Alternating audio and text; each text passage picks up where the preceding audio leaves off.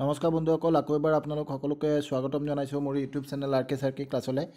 আজি আমাৰ honourable CM ছাৰে ফেচবুক লাইভত আহি কেইবাটাও গুৰুত্বপূৰ্ণ ঘোষণা কৰিছে আৰু তেওঁ GTPGT টেটৰ বিষয়ে কৈছে, অসম আৰক্ষীৰ ভেকেঞ্চিৰ কথা কৈছে, ADREৰ কথা কৈছে, স্কিল টেষ্ট ইণ্টাৰভিউৰ কথা কৈছে আৰু মেট্ৰিক পৰীক্ষা গোটেইখিনিৰ কথা তেওঁ পাতিছে। গতিকে আহক আমি এটা এটাকৈ আলোচনা কৰোঁ যে তেওঁ কি কথা পাতিলে, তাৰ ওপৰত অলপ বিতং আলোচনা আমি ইয়াত কৰিম। তো বলক দেৰি নকৰি ভিডিঅ'টো আৰম্ভ কৰোঁ। প্ৰথম কথাটো GTPGT টেটৰ বিষয়ে সকলোৱে তেওঁক সুধি আছিলে আৰু ফেচবুক লাইভতে কেণ্ডিডেটসকলে সুধি থকাৰ কাৰণে তেওঁ এই বস্তুটো ক'লে যে GTPGTৰ টেটৰ ৰিজাল্ট কেতিয়া দিয়া হ'ব। তো অলৰেডি আমি জানো যে যোনটো প্ৰভিজনেল আনচাৰ কিজ আৰু ফাইনেল আনচাৰ কিজ দুয়োটাই GTPGTৰ কাৰণে ৱেবছাইটত আপলোড কৰা হৈছে আৰু কেণ্ডিডেটসকলে তেওঁলোকৰ OMR শ্বীটৰ লগত সেইখিনি মিলাই চাব পাৰিছে। তো এতিয়া আমি সকলোৱে বাট চাই আছিলোঁ যে ৰিজাল্ট কেতিয়া ওলাব। সেই বিষয়ে আজি মুখ্যমন্ত্ৰী মহোদয়ে ক'লে যে তেওঁলোকৰ ৰিজাল্টটো মে' মাহত ওলাব। তেওঁলোকৰ ৰিজাল্টটো মে' মাহত 2025 মে' মাহত ওলাব, কিন্তু তেওঁলোকৰ এপইণ্টমেণ্টটো অক্টোবৰৰ 10 তাৰিখেহে হ'ব। অক্টোবৰ 10ত তেওঁলোকৰো এপইণ্টমেণ্ট হ'ব আৰু কৈছে যে আপোনালোকে যদি খুব বেছি মেছেজ কৰি থাকে মোক হোৱাটছআপত, তেতিয়াহ'লে মই আপোনালোকৰ যোনটো ৰিক্ৰুইটমেণ্ট প্ৰচেছ সেইটোক মই 15 দিন আৰু পিছুৱাই থাকোঁ। তেওঁৰ কথাৰ মিনিং সেইটো যে তেওঁ এইটো কথা ক'ব বিচাৰিছিলে যে আপোনালোক এজন টিচাৰ হ'ব গৈ আছে, যিকেইজনে পাব তেওঁলোকে টিচাৰ হ'বলৈ গৈ আছে, বাকীকেইজনেও যিসকলে নাপাব তেওঁলোকেও টিচাৰ হ'বলৈ তেওঁলোকে এপ্লাই কৰিছে। গতিকে এজন শিক্ষক হ'বলৈ গ'লে আমাৰ ধৈৰ্য থকাটো খুব প্ৰয়োজন। তো সেইটোৱেই তেওঁ কৈছে, সেইটো তেওঁৰ কথা আৰু তেওঁ তেনেকৈ কথাটো প্ৰেজেণ্ট কৰিছে যে আমি আপোনালোকৰ ধৈৰ্যৰ পৰীক্ষা লৈ আছোঁ। যি কি নহওক, আমাৰ জানিবলগীয়া কথা সেইটোৱেই যে ৰিজাল্ট ওলাব মে' মাহত আৰু এপইণ্টমেণ্ট পোৱা যাব অক্টোবৰ মাহত, এইটো তেওঁ কৈ দিছে। তাৰপিছত তেওঁ আৰু এটা কথা কৈছে যি নেকি ADREৰ বিষয়ে। ADREৰ বিষয়ে তেওঁ কেইবাটাও গুৰুত্বপূৰ্ণ কথা কৈছে। ADREৰ প্ৰথম আটাইতকৈ বেছি গুৰুত্বপূৰ্ণ কথা যোনটো লৈ পেলাই কি হৈ আছিলে, বেছি কনফিউজন হৈ আছিলে যে স্কিল টেষ্ট হ'ব নেকি ইণ্টাৰভিউ হ'ব। কাৰণ তেওঁ আগৰ ভিডিঅ'টোত তেওঁ যোনটো আগৰ ফেচবুক লাইভত তেওঁ কৈছিলে তাত তেওঁ ইণ্টাৰভিউ বুলি কৈ আছিলে।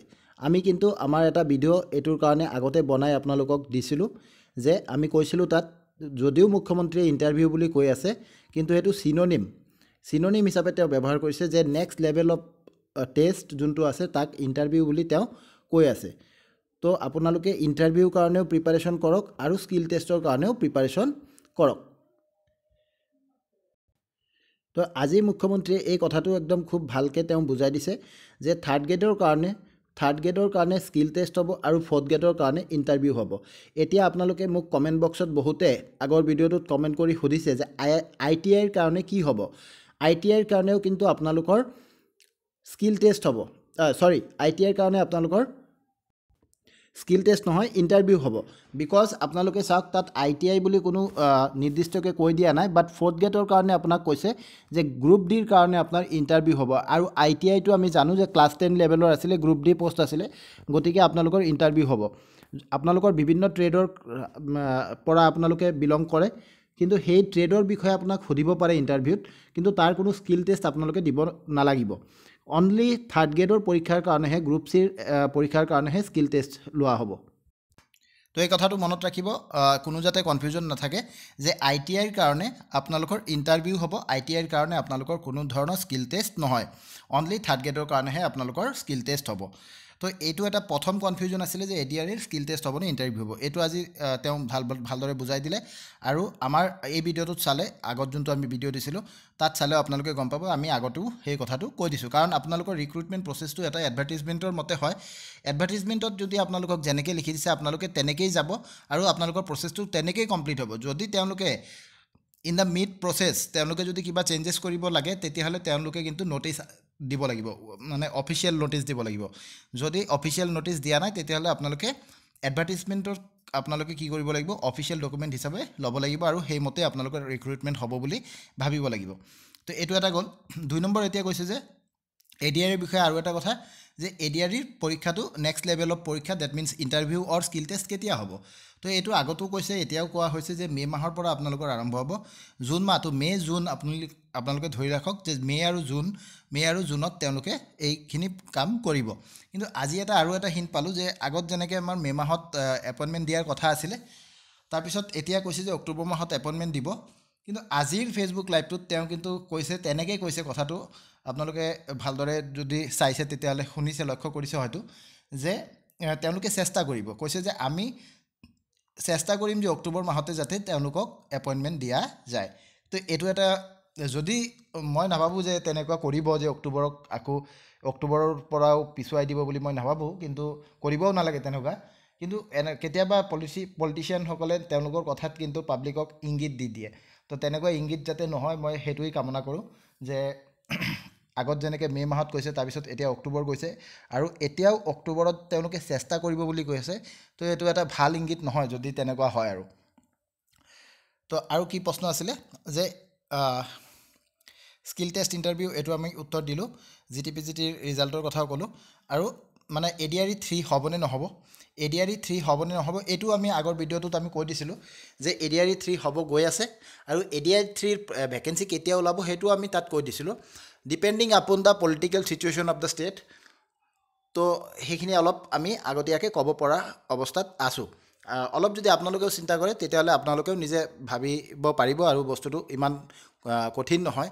যে এতিয়া ধৰি লওক আপোনালোকৰ অক্টোবৰত এপইণ্টমেণ্ট দিব ADR 2.0ৰ কাৰণে। ADR 2.0ৰ কাৰণে আপোনাৰ কেতিয়া দিব, অক্টোবৰত দিব। তো অক্টোবৰলৈকে নতুন ভেকেঞ্চি নাহে, সেইটো খাটাং। অক্টোবৰত যদি এপইণ্টমেণ্ট দিয়ে, তাৰপিছত কি থাকিব, নৱেম্বৰ থাকিব, ডিচেম্বৰ থাকিব, তাৰপিছত জানুৱাৰী, ফেব্ৰুৱাৰী, মাৰ্চলৈকেহে সময় আছে। কাৰণ জানুৱাৰী, ফেব্ৰুৱাৰী, মাৰ্চত আপোনালোকৰ যোনটো ইলেকশ্যন, যোনটো আমাৰ বিধানসভা ইলেকশ্যন, সেইটোৰ কাম কাজ আৰম্ভ হৈ যাব। গতিকে মাৰ্চত যদি ইলেকশ্যনৰ কাম কাজ আৰম্ভ হয়, তেতিয়াহ'লে তেওঁলোকে কিন্তু এপইণ্টমেণ্ট যোনটো প্ৰচেছ সেইটো ষ্টাৰ্ট কৰি দিব। কমপ্লিট নকৰে, কিন্তু তেওঁলোকে এডভাৰটাইজমেণ্ট দি পেলাই এপইণ্টমেণ্ট প্ৰচেছটো ষ্টাৰ্ট কৰি দিব। গতিকে আমি কৈছিলোঁ আগৰ ভিডিঅ'টোত যে আমি অক্টোবৰত এটা ৰেয়াৰ চান্স আছে, কিন্তু তাত চান্সেছ কম, এইকাৰণে যে অক্টোবৰত এপইণ্টমেণ্ট দি পেলাই লগে লগে আকৌ এডভাৰটাইজমেণ্ট দিয়াৰ চান্সেছটো অলপ কম। তো গতিকে নৱেম্বৰত ফুল্লি চান্স আছে যে আপোনালোকৰ নতুন পদ ওলাব ADR 3.0ৰ কাৰণে। তো আজি মুখ্যমন্ত্ৰী মহোদয়ে সেই কথাটোই ক'লে যে ADR 3.0ৰ ভেকেঞ্চি তেওঁলোকে নৱেম্বৰ 2025ত ওলাব। লগতে সেইটোও কৈছে যে অসম আৰক্ষীৰ যিখিনি পদ খালী থাকিব সেইখিনিও তেওঁলোকে নৱেম্বৰ, ডিচেম্বৰৰ ভিতৰত উলিয়াই দিব। তাৰমানে মেক্সিমাম তেওঁলোকে বিচাৰিব সেইটো যে মেক্সিমাম নাম্বাৰ অফ পষ্ট যিকোনো ডিপাৰ্টমেণ্টৰ পৰাই তেওঁলোকে ক্লাব কৰি যাতে এডভাৰটাইজমেণ্ট কৰিব পাৰে নৱেম্বৰ বা ডিচেম্বৰৰ মাহত। কাৰণ কি, তেওঁলোকে যদি এটা ধৰি লওক, এতিয়া তেওঁলোকে কৈ আছে যে 1.5 লাখ বা তাৰে ওচৰ পাজৰ এটা সংখ্যা তেওঁলোকে কৈ আছে যে ইমান চাকৰি তেওঁলোকে তেওঁলোকৰ যোনটো চৰকাৰ হোৱাৰ যোনটো 4 বছৰ বা 5 বছৰৰ যোনটো কাৰ্যকাল, সেইটোৰ ভিতৰত তেওঁলোকে দিব পাৰিছে। তো নতুন এপইণ্টমেণ্টৰ কাৰণে তেওঁলোকে যদি এডভাৰটাইজমেণ্ট দি দিয়ে, 10,000 পোষ্ট, 20,000 পোষ্ট, যিমান পাৰে আৰু তেওঁলোকে যদি দি দিয়ে, সেই বস্তুটো তেওঁলোকৰ যেতিয়া কেম্পেইন চলিব, ইলেকশ্যন কেম্পেইন, তাত তেওঁলোকে দেখাব পাৰিব। গতিকে তেওঁলোকৰ এইবাৰ এটা ভাল চান্স আছে যে ADR 3.0ৰ কাৰণে আপোনালোকে এডভাৰটাইজমেণ্ট পাব নৱেম্বৰ মাহত। লগতে যিমানবোৰ পোষ্ট আছে তেওঁলোকে ক্লাব কৰি ইয়াত দিব। এতিয়া বহুতে মোক কমেণ্ট বক্সত ক'ব, বা তেওঁলোকে মানে বহুতে এনেকুৱা কমেণ্ট কৰা মই দেখিছোঁ, এটা নতুন নেৰেটিভ এতিয়া লাহে লাহে ষ্টাৰ্ট হোৱা দেখিছোঁ। কেইবাজনে ভিডিঅ'ও বনাই আছে ইয়াৰ ওপৰত, যে ADR কাৰণে আমি পঢ়িব নালাগে, ADR লাভ নাই, ADR আমি নাপাওঁ, এনেকুৱা বহুত কিবা কিবি নেৰেটিভ এটা নতুন আৰম্ভ হোৱা মই দেখিছোঁ। কিন্তু এটা কথা মন কৰিব, আপোনাক কোনেও কোৱা নাই যে আপুনি মানে চব বাদ দি পেলাই আপুনি ADR কাৰণে পঢ়া শুনা কৰক। আপুনি যদি কিবা কৰি আছে, আইদাৰ আপুনি কিবা প্ৰাইভেট স্কুলত কৰি আছে, আপুনি কোনোবা দোকানত কৰি আছে, আপুনি টিউশ্যন কৰি আছে, আপুনি কিবা খেতি কৰি আছে, যিকোনো কাম আপুনি কৰি আছে সেইটো কৰক। যদি আপুনি এজন ফ্ৰেছ কেণ্ডিডেট হয়, আপুনি যদি জাষ্ট ডিগ্ৰী কৰি ওলাইছে বা হায়াৰ ছেকেণ্ডেৰী কৰিছে, ডিগ্ৰী পঢ়ি আছে, তেন্তে আপোনাৰ যোনটো ষ্টাডি চলি আছে সেই ষ্টাডিজৰ লগত আপুনি ADR কাৰণে প্ৰিপাৰেশ্যন কৰক। ADR কাৰণে প্ৰিপাৰেশ্যন এই বুলি এৰি নিদিব যে কোনোবাই কৈছে যে ADR পোৱা নাযাব, সেই বুলি আপুনি ADR প্ৰিপাৰেশ্যন এৰি নিদিব। বিকজ আজি আপুনি যদি পাছ কৰা নাই, ADR 2.0 যদি আপুনি ৰিজাল্ট কৰিব পৰা নাই, কোনোবা নহয় কোনোবাটো কৰিছে, তেওঁ আপোনাৰ নিচিনা এজন মানুহ, তেওঁ হয়তো আপোনাতকৈ অলপ বেছি প্ৰিপাৰেশ্যন কৰিছিলে, সেইটোৱেই হ'ব। এটা কথা মনত ৰাখিব, কম্পিটিটিভ এক্সামত, আমাৰ অসমত কম্পিটিটিভ এক্সামৰ এটা কালচাৰ এতিয়া আহিহে আছে।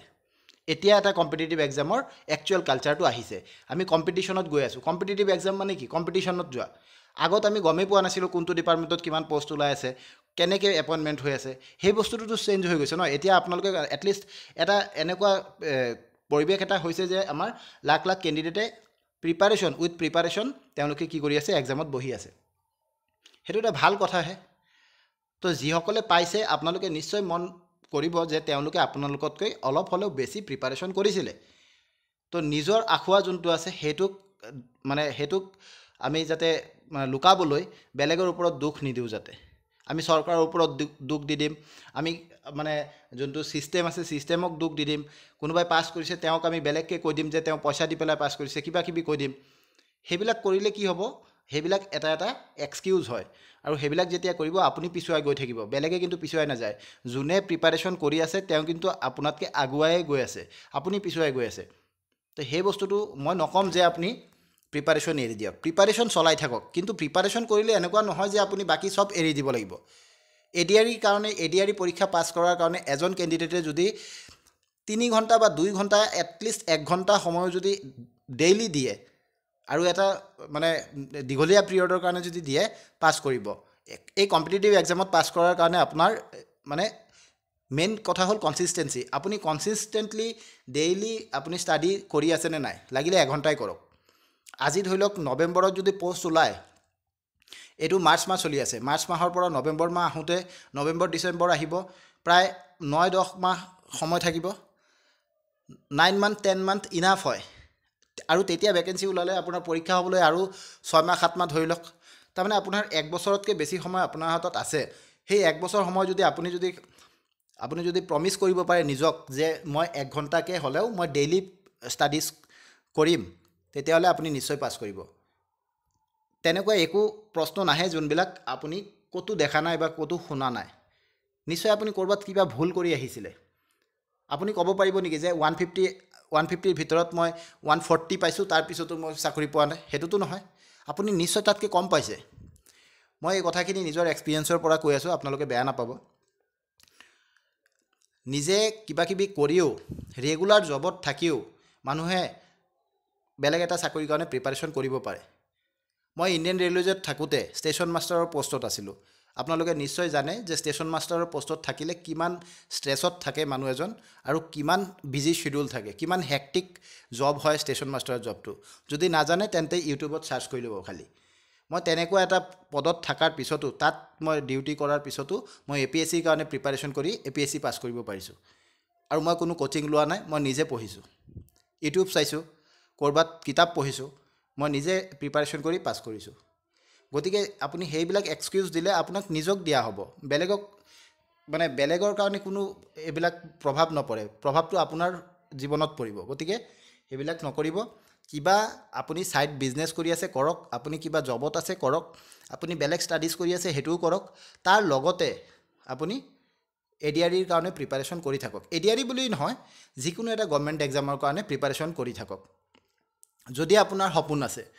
আৰু যদি আপোনাৰ সপোন নাই তেন্তে ভাল কথা। আপুনি যদি ভাবিছে নহয় মই বিজনেছেই কৰিম, মই কিবা ষ্টাৰ্টআপেই কৰিম, সেইটো ভাল কথা। চাকৰি কৰিব লাগিব তেনেকুৱা কোনো কথা নাই। কিন্তু আপুনি যদি সপোন এটা দেখিছে তেন্তে বেলেগৰ কথা শুনি সেই সপোনটো এৰি গুচি নাযাব। যদি আপুনি কনভিন্স হৈ গৈছে যে নাই মই নোৱাৰোঁ বা কিবা বেলেগ কামত মই মনোনিৱেশ কৰিম, মই মন লগাম, তেন্তে সেইটো বেলেগ কথা, আপুনি কৰিব পাৰে। কিন্তু বেলেগৰ কথাত ভুল গৈ আপুনি প্ৰিপাৰেশ্যন এৰি নিদিব। সেইটো মোৰ ফালৰ পৰা মই ক'লোঁ। এতিয়া কথা হ'ল, তো ADRE 3.0ৰ কথাও আমি কৈ দিছোঁ যে কেতিয়া হ'ব কি হ'ব। বাকী কি থাকি গ'ল?